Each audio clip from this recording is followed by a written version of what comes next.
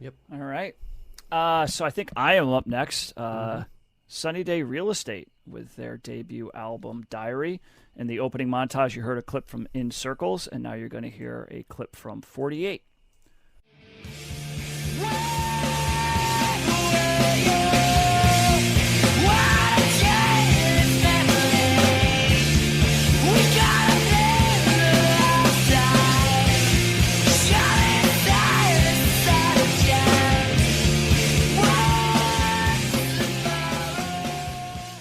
So, Sunny Day Real Estate's Diary comes in at number 219 in the 1990s on Best Ever Albums, number 36 in 1994, number 1,161 of all time. It is Sunny Day Real Estate's highest rated album on Best Ever Albums. It did not make Rolling Stone's list, and Sunny Day Real Estate is ranked at number 774 of overall artist rankings on Best Ever Albums. So, yeah, this is their debut album released on May 10th, 1994. Genres include emo, post-hardcore, indie rock, and grunge. Certain bands that were listed as being influences include Nirvana, Fugazi, Psychedelic Furs, Black Sabbath, King Crimson, Dinosaur Jr., Pink Floyd, Flaming Lips, Smashing Pumpkins, Yes, Deep Purple, Led Zeppelin, Talking Heads, and U2. So a lot of eclectic different types of rock there. Some bands that they influenced, probably a lot of emo bands that I've never heard of, but rock bands that I have heard of include Jimmy Eat World, Bright Eyes, Panic at the Disco, Saves the Day, The Get Up Kids, and Promise Ring. Yep. Highest charting album was their final album, which was 2000's The Rising Tide. That came in at number 97 on the Billboard charts. And they didn't really have any singles that charted, so not terribly surprising on that end. So, a little history of the band. They were formed in 1992 at the University of Washington in Seattle by guitarist Dan Horner and bassist Nate Mendel. And then shortly after, a drummer would join the band by the name of William Goldsmith. They started off kind of as more as an instrumental band. They went on several name changes. Some of the names included Empty Set, One Day I Stopped Breathing, and Chewbacca Kaboom. They finally settled on Sunny Day Real Estate. This is bassist Nate Mendel came up with this, partly due to a line from a Talking Heads song called Nothing But Flowers, but also kind of like thinking about, it said the band's outlook that everything seems to be becoming commercialized. So I wasn't sure if he meant Sunny Days like outlook or Talking Heads outlook, because that song Nothing But Flowers does kind of deal with commercialism. But nonetheless, he had the idea that everything's a commodity these days, and one day they're going to start selling sunny days. So that's where Sunny Day Real Estate comes in. So as they are an instrumental band at the beginning, guitarist Dan Horner does take up the duties of doing some vocals, and they record a couple of songs, but then Mendel goes on tour with another band, and the drummer William Goldsmith rang up his high school buddy Jeremy Enoch to come and play with the band with the other two members. And when Nate Mendel returned, they were so impressed with Jeremy Enoch's contributions and his vocals that Horner convinced him to have Enoch join the band as well. So Jeremy Enoch is the lead singer, also plays guitar. And 6 of the songs on this album were written while Nate Mendel was on tour. You might notice lots of Sunny Day songs on this record. Some of the bonus tracks and other songs that they have are just numbers, and this is because that's what the band named each song. Each song had a number, basically the order that the songs were written. I think Dave Matthews Band did something similar to this as well. So they kind of start. So songs 47 and 48 were the two. They were the 47, 48 songs that were written after Jeremy Enoch arrived, and then they started over again. So that's where 7, 8, and 9 come from. So so that's just a little kind of a weird thing. And I always found it interesting. Well, some of the songs kept the numbers, and some of the songs actually had kind of weird song titles, to be honest. So I don't know how that came about, but that's basically why they just numbered some of the songs, and for some of them they kept it that way. Notably, the band purposely kept out of the public eye. They only, after this album was released, they only had one interview and did one publicity photo. So they were kind of purposefully out of the public eye. They did tour behind the record, and they started recording their second album, but then they essentially announced a breakup in early 1995 due to some internal strife. They've never really come out and said exactly what happened. Some people speculate that this was around the time that Jeremy Enoch became converted to Christianity, became basically like a born-again Christian. And so that might have caused some problems, but Enoch later downplayed that as being a main issue, but we're still not exactly sure. They did release their second album. But not the other guys? He downplayed it, yes. He said that wasn't the case. That seems telling. Yeah. So they did have a second album, LP2. It's also known as the Pink Album just because of its pink cover. That was in 1995, so that had some songs written during the diary sessions and sessions from that they actually started recording for this record. Jeremy Enoch recorded a solo record. Goldsmith and Mendel joined the Foo Fighters because at that time, the Foo Fighters' first album was actually just Dave Grohl doing all the instruments, but when they needed a tour, he recruited Mendel and Goldsmith to join the band. And Nate Mendel is still the bassist for the Foo Fighters.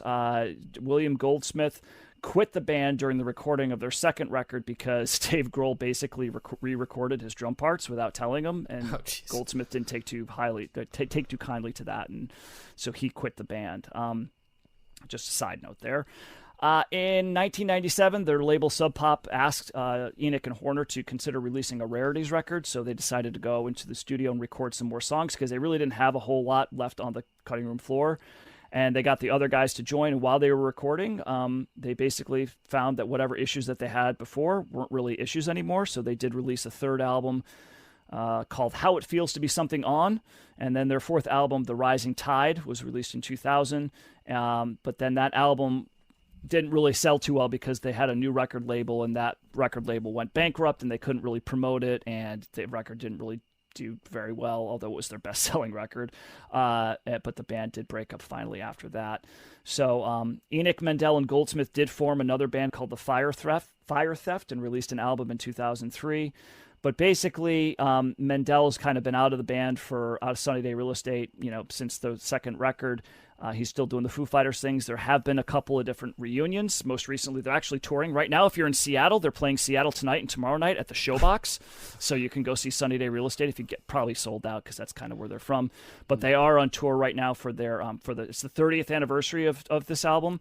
It's really the 30th anniversary of all the albums from 1994, if you really think about it. So that's kind of what we're doing. But but they toured. They got back together a couple years ago. They toured, and then they're touring behind this record. So all three, the three main members, and then Mendel is not really touring with them right now because he's doing the Foo Fighters thing. So yeah, it's the only time we're covering Sunny Day, unless they come up later on in a bonus episode. So kind of an underground band, but also very influential, I think, to the overall emo. I mean, this is kind of this is known as one of the first emo records. Yeah.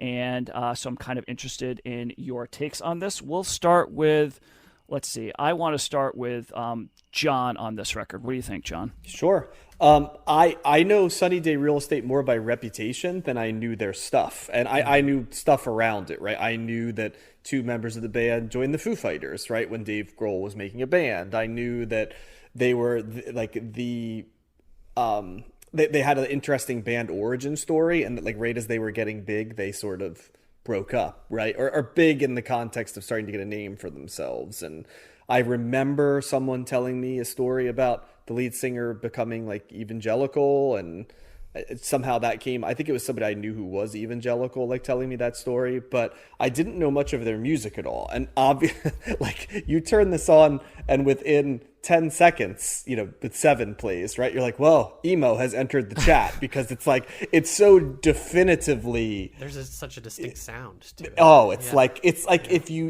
if somebody said to me, what does emo sound like? It can be different things. And that, there's a harder edged emo, right? Screamo and all the different stuff. But this would be a great place to direct you to, because the production, it's that, how I would describe emo is it's like a recipe, right? It's indie rock production and sad boy sort of singing, right? There is a weird, element of hardcore and punk that underpins it as well.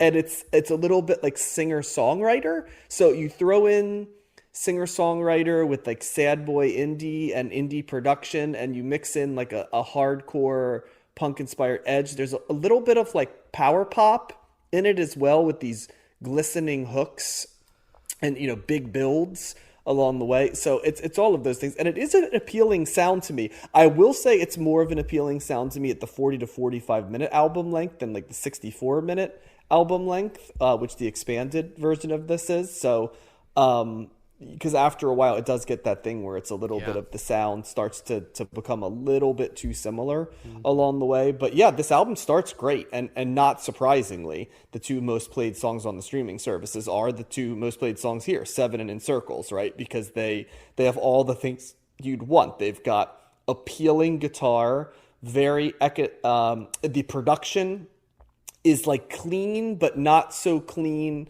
that it reads as pop music. It's got enough of a veneer of, it's not really in any way lo-fi, but it like has just enough of like that lo-fi or reverb to it that it seems like it's a dirtier production than it is, but it's clean enough to appeal to the largest possible audience that you can get. And that is right on display from the beginning and stays consistent.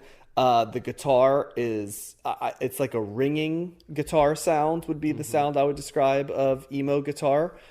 It's not jangly. It's not a jangle pop song. It's ringing is just the best way to describe it. And usually sort of a shouting urgency that builds in the lyrics. And it's like, my God, like this album Diary, it's got like all the things here. And it's kind of funny because we have been covering a lot of albums, but we've gotten things that say, oh, that vaguely sounds a little bit emo. But then this is the first one where it's like, oh, this isn't like, is there a chaser to emo? It's like, no, like emo is here now, right? You know what I mean? It's this there.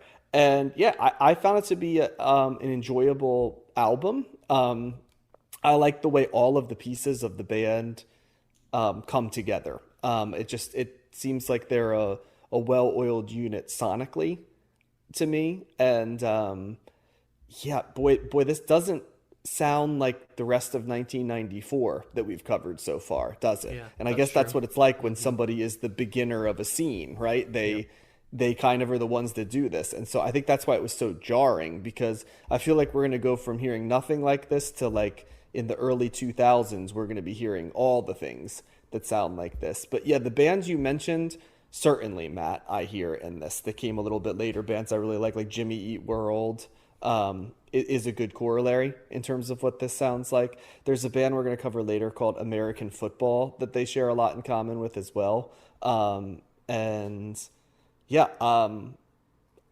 I'll throw in some other stuff along the way. I want to get to Josh because I think of the three of us, Josh probably has the most established relationship with this style of music. Would you say that's fair, Josh? Yeah, I think that's true.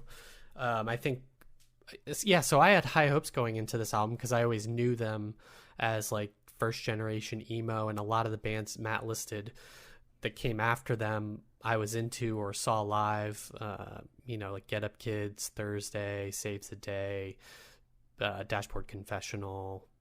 Dashboard's probably the most popular of those types of second or third wave of emo. But like John, I only kind of knew that Sunny Day Real Estate by reputation and never went back and listened to them. And you're right, this really is the blueprint for what's to come in terms of the emo genre, for better or for worse. I think, even back in the day when emo was popular, people there was kind of a backlash, or, I think people didn't like the genre, people associated with the genre, You know what's funny about that, Josh? I think nowadays when you talk to people who are younger who didn't live through it, like they connect a ton with emo. So they think of emo as being cool music. But for those of us that lived through the early parts, like emo was sort of like the music you made fun of. Right.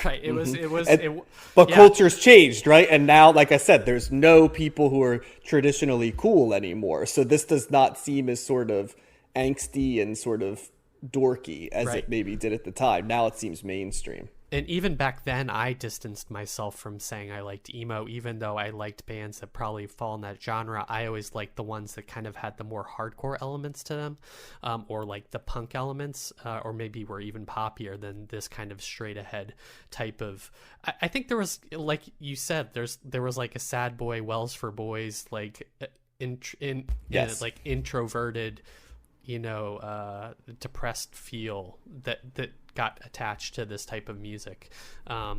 So I was curious and had high hopes in listening to this album. And I feel like, I think I've kind of outgrown the genre. I don't really ever listen to any of those bands anymore, and haven't really gone back. And I feel like listening to this, I agree with everything you said, John, about kind of the feel and the sound. There is certainly a certain guitar sound that carries through not only the genre, but this album. I feel like every song on this album kind of had the same guitar sound, and the same structure. And I think as a result, I didn't really get a lot out of this album. A little goes a long way. I feel like you said, I kind of got the feel for what this band had to offer within kind of like the first 5 songs. Maybe if it had been shorter overall, I would have liked it more. But by the end, and as it went on, I just kind of got worn out and wasn't getting as much as I had hoped from it. I know what you're saying, just because there's like a song like Grendel at the end, which I think is an elevated version of it. But by the time you're there, it does feel a little bit like the 10th version of the song you've heard. But if I heard Grendel on the radio in isolation, I would have been like, oh, that's a really good song. Right. So I think in terms of listening to this album, it wore on me, and there wasn't enough variety, and I feel like they weren't really changing up how their guitar sounds or how the singer sings, or even adding harmonizing or something like that would have been enough. They stuck pretty much to a formula, I felt, for most of the songs, and so I can't really rate this album too highly, and I guess I was a little underwhelmed by it. I totally get. I appreciate the fact that it, set the road for a new genre and all the bands that came after, and I do agree with you, John. This doesn't sound like anything else rock-wise that we've listened to, and it's definitely different than kind of the alternate rock, indie rock that is on at this time too. So I appreciate that fact, and that like Fugazi is probably the closest thing to it, even though it's not in any way an exact replica of that. But there's sonic things. Yeah. But I like Fugazi heads and tails better than this. So this is real kind of like thumbs in the middle. I'm not really. Maybe I just like the bands that came after this more. I don't know. Maybe they added more elements that spoke to me. So this is I guess I kind of respect the band in some ways, but don't really love it that much. So thumbs in the middle. Yeah, so I've been listening to Sunny Day Real Estate since 1998. 99, probably 99, because I had a buddy in college I have a couple of friends in college that love Sunny Day, right? Really? There's people, this is one of those bands that and when did I they saw follow them to emo, or did they cut off before it got to like second? Or third one of them I know definitely likes more emo hardcore stuff, so a little bit of both of that. So he's definitely he was into hardcore growing up as a kid, still is kind of into it, and emo is more of his thing as well. My other buddy, I don't think he's as much into the more modern emo, because it's interesting for me, because when I hear this and then I hear a lot of those other emo bands, because I have another friend that's really into more modern emo, like you said, John, like American Football or Hotelier, or these other bands that kind of have like this emo tag attached to them. It still sounds different to me. Like there's that emo that when I hear it, that's the stuff to me that sounds very much the same, right? Like it's somewhere along the line. Jeremy Enix, first of all, I'm surprised. Like one of the most off-putting things about Sunny Day that I've heard is Jeremy Enix's voice. He's got a very distinctive voice. It's really? It didn't bother me at all. But could you see how it bothers people? It's a very unique, I guess, high pitched kind of screaming voice, and it doesn't and when I initially heard it, I was like, "Whoa, how do I feel about this?" And then I've gotten used to that, and I enjoy it. I'm totally fine with it. I like his voice. I just think it's weird because like around this time on the radio, there's all kinds of atypical voices. Like prevalent on the radio. Sure, so but you're as primed as at any other time to be. But just because like you got someone like a Billy Corgan out there saying it doesn't mean there's people that like I don't like his voice, right? And and I get it. I'm not saying I'm one of those people because I like both of their voices. But if somebody were to tell me that to me, and Sherry said that she's like his voice just doesn't. I'm like, yeah, that's kind of like that is a complaint that you can have about Sunny Day that it doesn't surprise me. Yeah. I don't agree with. I'm fine with it, but I understand it. So anyway, my point is that like when I hear more modern emo, I to me it sounds different than this, and that's the stuff that sounds a little bit more samey to me. I probably have more of a trained ear for these guys than you guys do coming at it just this week. Yeah. This was the last album of Sunny Days that I listened to, that I became familiar with, right? The first album that I really heard was their third album, How It Feels to Be Something On. The album that I got after that with The Rising Tide from 2000, and a lot of Sunny Day fans would totally like have heart attacks over a comment like that, but that's my favorite. I like that one the most, is their fourth one, right? Like that's the one that, and it's different, right? They kind of go, it's been, and I read some reviews about it and like some descriptions of it, and it's like, yeah, they kind of go on a more, the production is way more polished. They go on, it's a little bit more of a prog rock kind of thing, and I'm like, yeah, that makes sense why I would kind of I'm reading the bio now, and they said it drew a comparison to Rush. Yeah. Yeah. But true Sunny Day fans, like this is the album. This is the Sunny Day album, right? So it makes sense that we're covering it. From my perspective, though, like this was the last one that I got into, and this was the hardest one for me to get into as well. I think I struggled with this a little bit more when I first started listening to it. I was like, man, I just, and then I kind of put it away because I was like, I like those other albums better. But just listening to it more, like I listened to it more because I went to that reunion show a couple months ago. It's when I did the back-to-back shows. I saw Ride and then I saw Sunny Day Real Estate like 2 nights in a row. So I listened to this more getting ready for that show because they played this album in its entirety. And then I've listened to it I listened to it several times this week as well. And it's definitely has grown on me more. I think one of the things I like the most about this, their style of doing a lot of like the quiet, like kind of guitar picking things, non-distorted, like slower things, and then just like full band entry, fortissimo, like full distortion, all that stuff. Jeremy Enoch screaming his vocals, and it's like, so I like that contrast of the building up and going, breaking it down and then building it back up. I think Nate, I don't know if it's Mendel or Mendel, Mendel, whatever, but I love his bass line. There's some really melodic bass lines going on here. You guys talked a lot about the guitars, and certainly there is a guitar sound here, which there does. I mean, in terms of the tone, it's very similar. Like I don't think they're not, the Horner and Enoch aren't really doing a whole lot of variation with their pedals and their amplifiers and whatnot. So they do kind of have that sound, which I get, like if to the untrained ear or somebody that's just listening to it, I guess I hear that as being like, I wish they would do a little bit different there, which is, I understand. But Nate Mendel's bass playing really stood out to me this week. Listen, I just think I think he's got a great, and that happens in other records too, that the bass lines are just, whether it's him or somebody else, the future bass player that they got. I think he's got some really melodic bass lines that just really kind of drive a lot of the songs. And on top of that, I really love Goldsmith's drumming. I think that he's just a fantastic drummer. Like just in the beginning of like the drum fills and stuff that he's doing in the opening track 7 are just crazy. Like that's a great opening track, I think, Yeah, I have his similar drums. I don't love the way drums are produced in general in emo. They're very like isolated and very confrontational, but not in a way that always is appealing to me. So that's always the biggest barrier for me. They stood out to me as not being. I don't know if you can ever say that drums have a tinny sound, but there's not a lot of heft to the drums. They're kind of like, there's like a rudimentary production there that doesn't really give it a full sound. Well, so the hi-hat also like comes out and like smacks you in the face over and over again is how I'd describe it. That sound is like right there all the time in a way that's a little bit intense for me. I don't mind. I just appreciate what he's doing. I think there's some really cool time signatures in here as well. I think that's one of the things that draws me to them. There's like kind of, interesting guitar parts. Oh yeah, he's a good drummer.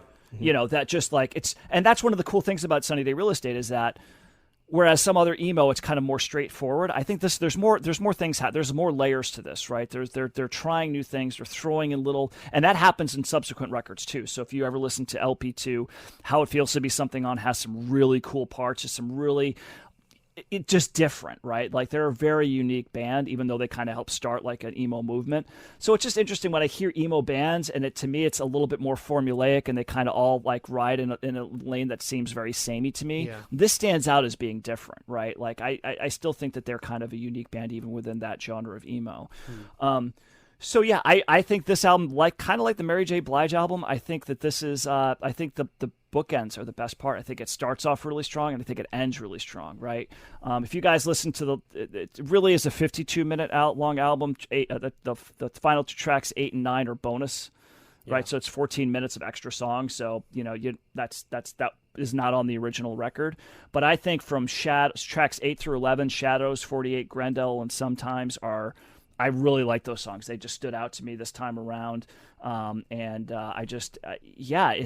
a unique band that it took me a while to really enjoy, and I would say love this record. I think that's kind of where I'm at right now, like years to really get there, whereas the other albums really, kind of hit me quicker. So there was a little bit of a barrier to entry here, but yeah, man, they're great. They're really good live. They're just, it's unique. It's too bad that it's kind of a weird story that they just stopped. They kind of continue to play music, but they don't really, they've done like 1 or 2 singles that came out like on Record Store Day or something like that, but they haven't done a proper album, and I don't know if they ever will.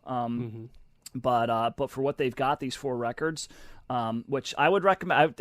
I would, Josh, as being an emo guy, I would check out particularly LP2, the album after. I think that's a better, to me, I still like that better. That's got cooler songs on it than this, but this is still pretty solid as well. So, nice. So thumbs up for me for sure. Great. Who would have thought Matt would have been the highest rated one? Well, I knew he was a Sunny Day Real Estate fan, but yes, I definitely do think of you and I being bigger fans of the genre, Josh, than Matt historically. So yeah, definitely. But that also goes to show though that if Matt gets a gateway drug into anything, you can bring him along. He just needs to have the gateway. So I think, Josh, if Matt had found ska, like there was a band that was like a prog rock band that he liked, but like their first 3 albums were like top of the genre ska albums, he might like actually have found himself liking some ska, because like it's possible. I really like Sunny Day Real Estate. I'm not a huge emo fan. I really like Fish. I'm not a big jam band fan. You know what I mean? Yeah. So there's certain bands. I think the live element comes into play for you too. I think if you see them live, that helps influence. Yeah, but I only saw the first time I saw Sunny Day live was like 3 years ago. Oh, okay. That is a little bit weird that you could not like a genre like jam band and like Fish, and not like a genre like what became emo, and because this is so similar to what you're processing as emo. Like I went back and listened to Rites of Spring, guys, because I was curious about like progeners that came before this. And that sounds sort of like Minor Threat, but with soul, right? Like, you know what I mean? Along the way, it's really good actually too. But that, like, I could see how someone could like that. And then by the time they get here, right, it's like, yeah, it's way too far off the reservation for me. This and like, AFI and, My Chemical Romance and Red Jumpsuit Apparatus, right? Like, they're very similar in terms of the overall sound. I do like My Chemical Romance. I would say that. That's okay. Yeah, but they're kind of but that's still kind of different than like, I don't know, when I hear like Less Than Jake, right? Like I don't know. Well, that's not emo. Yeah, that's like skate punk. I'm trying to think. Yeah, that's like ska punk. I'm trying to think of like. It's weird because to me, it's like when I hear emo, like this is emo, like modern emo. It's like, that's all, I don't know. There's very it's the same like, My production, Chemical Romance is different. This is like the same production as that 2000s emo. It's you're getting it. Maybe you like what they're doing on the guitar a little bit more, right? But like, it's when you hear it produced, it's like, more oh interesting. shit, it's the same thing. I think it just sounds, and I also think probably too, like sometimes things hit you, right? When I got into this, like a really good friend of mine was like loving it, and there was and I was like, okay, I gotta like, because I respected his taste in music. Same thing with my buddy that played a Fish album for me, the first this live album for he was like, I'm really getting into them. This was like all in the late 90s, when you're in college, or when I was in college, and you're much more, your brain's much more accepting to certain things. Now it's like, I have less I have less tolerance for certain things now, I guess, being 46 years old. But I think that there's something to be said for that as well. There's something about the time and the place, who's bringing it to you, the context, stuff like that. That certainly, like John was just talking about that with the Mary J. Blige. Like it's just certain songs and artists or albums are really going to sink in with you because of those very things, you know. So. Well, and in fairness, I like this much better than Jawbreaker, which is also in this ecosystem. Yeah, because I forgot about has them. better. Yeah. This has better guitar parts, and this has better hooks. So I can, while that also shares quite a bit in common with what's coming later, I feel like this is a better version of the prototype than that was. Now, we only did that one Jawbreaker album. It was a weird word with a bivakal or like a bival. No, not baklava. Bival. Biovac. Bivouac. That's right. If there's Jawbreaker fans, I'm so sorry. It's an anthill. It's like an anthill or something. Yeah, or an ant colony. We did do that honor, by the way, when we covered it. We're just trying to do a pool right there. So it's just so off the dome. That's right.